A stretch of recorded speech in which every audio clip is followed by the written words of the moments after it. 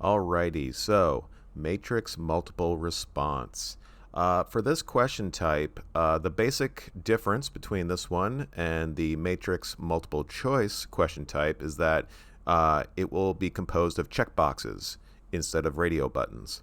So you will be able to select more than one response for each row in a table of information. So to start off with, we have the prompt area where we could provide the instructions and any relevant information for what students must do in this question. And then down below, you will see where you can start building out your table.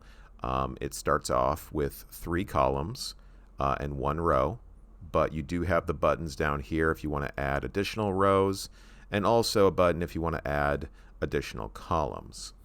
Now, an example of a question type or a question where you might use this question type would be perhaps if you want to use column 1 where you're going to indicate a list of symptoms that a patient is suffering from. And so then down below for each row here, you would label out a different symptom.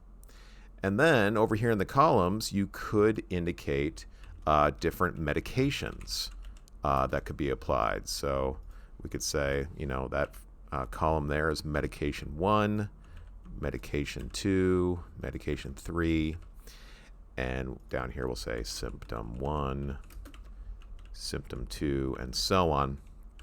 And so now that we have leveraged this question type in this way, a student could go through and for each symptom indicate, medication 1 would be an appropriate way to treat that symptom.